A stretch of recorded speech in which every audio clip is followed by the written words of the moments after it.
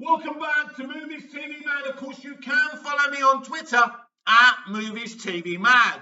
So some critics want Batman to smile more in the Batman. We got this with Superman in Man of Steel. We got this with Superman in BVS. And now they're talking about Batman smiling. But we saw what happened when Warner Brothers listened to these people. Do you remember the cringy smile in Justice League by Ben Affleck's Batman, Batfleck? When Superman turns up, wasn't it hideous? Yeah. And this is what happens when you listen to these people. You must ignore them. You must not listen to them.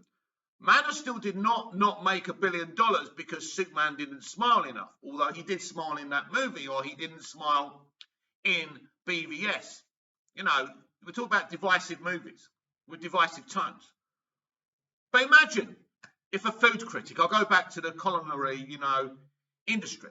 Imagine if a food critic, was reviewing a meal, and a food critic does a write-up and tells you, as a consumer, this food needs to be bright pink instead of having a darker brown texture.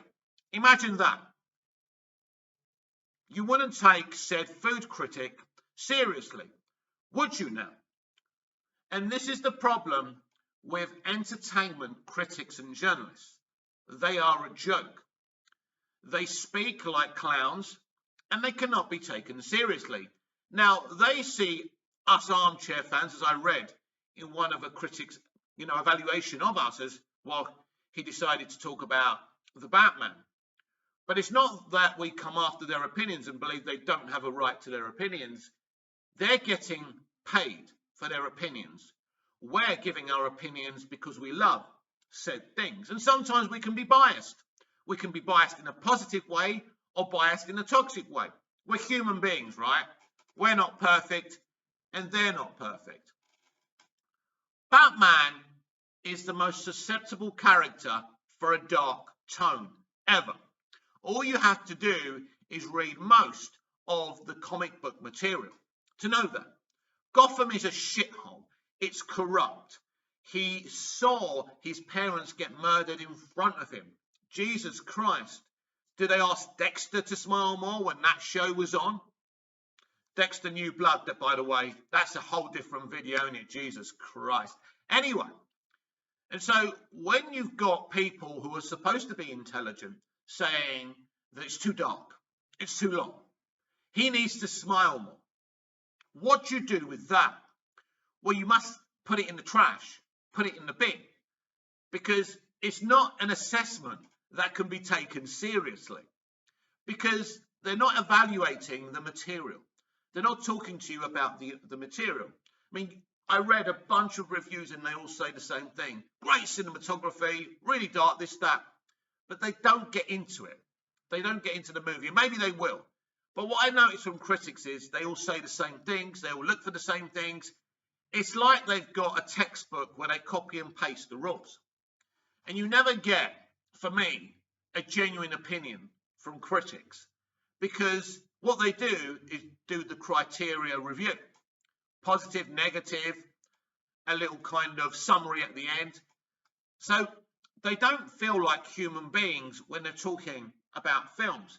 And this doesn't just go to the high-core critics or the kind of lowbrow critics like Empire and things like that. They go to your John Campions and your Grace Randolphs. There is really no nuance in their reviews. And you feel that there isn't a love for said material, and there isn't a love. Even people like Grace Randolph, who claim to stand Batman, and she has a lot of Batman knowledge.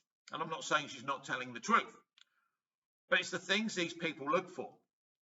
And they're not the same things that you and I look for.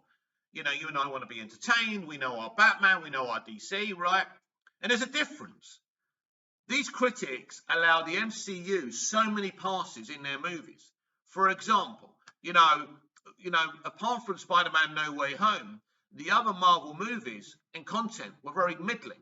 In fact, mediocre and poor at times. You look at the D+, the Disney Plus MCU stuff. I mean, WandaVision was pretty cool, actually. I pretty enjoyed WandaVision. But you look at the ones apart from WandaVision, they simply wasn't good enough at all. Mediocre. Black Widow, a mediocre MCU movie, a betrayal of Scarlett Johansson's early portrayals of the character, because she should have had a hard R movie after Iron Man 2 at some point. But you see, Disney and Feige weren't very woke back then and didn't care about female leads. But now there's rules to how you do a female-led movie. And their rules don't make for a good movie. They destroy those women. And they represent them in such poor ways, like they did with Brie Larson in Captain Marvel, which actually is an okay movie, but it didn't go far enough with the character as far as I'm concerned. So they represent women in the wrong ways, but we're not here to talk about how they represent women. We're talking about serious, so-called intellectual, evaluators of entertainment saying that Batman needs to smile more. I somewhat kind of give them a pass when they say about Superman, because Superman is that character you do want to smile a little bit. But the point is, you have to do what you want to do as a filmmaker, right? But for me, a critic shouldn't be talking about whether a character smiles or doesn't smile. You knew when you went to see the Batman what you were going to get. So you judge the movie on its merits, on its narrative, on its directing, on its cinematography, on its performances. And all those are fantastic. This film is on another fucking planet in terms of comic book movies. It won't live or die on what critics say. But ultimately, elements of the mainstream audience do look to these idiots for advice on what to see and what not to see, which is highly dangerous if you're making movies and you make a living on making movies, or if you're an entertainment studio, a movie studio like WB, Disney. Because what happens, like we saw with Justice League, they pander, right? Everything you saw on Justice League was a checkbox of correcting what critics didn't like about BVS. How did that go, by the way? How did that go? It went terribly, didn't it? Because Justice League is a rushed, terrible movie. It's an example of an elite studio and a film they should never have put out there. It's embarrassing. It will always be embarrassing for the logo of WB. But they did it because they were in a situation where the mainstream hated what they were doing and the critics did, and they collapsed under the pressure. I somewhat understand why Justice League happened in the first place. But once they saw what type of a film it was, it should never have went out there. Steppenwolf looks like he's wearing a fucking, a stylish kind of biker's helmet. He doesn't look like Steppenwolf. But apparently the Steppenwolf that Zack designed was too scary. He wasn't. He looked perfect. That motherfucker was beautiful, right? And this is what happens. Because WB have a history of, giving faith in the creative. And ever since Snyder, they've been doing that, by the way. Snyder was a problem because of his reputation with the mainstream audience. So it'll be interesting now with Matt Reeves. Will they listen to a minority of critics who say Batman should smile more? I don't think so.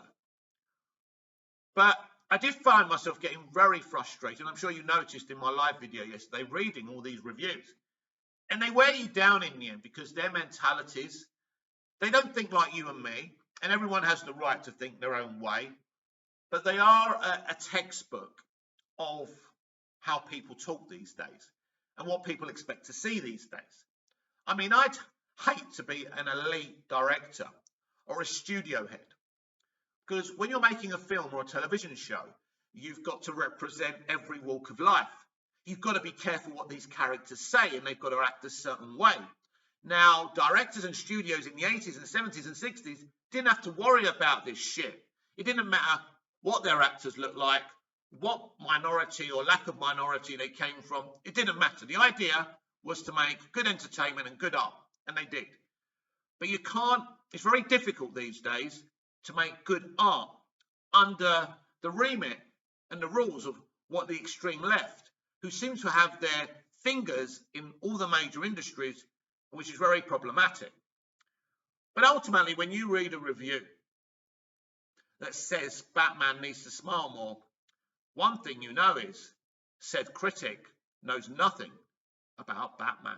This has been Movies TV Mad. I'm Mick, your host with the most. Just ask your girlfriends and your wives. Like, share, comment, subscribe, hit the notification bell so you never miss this perfection.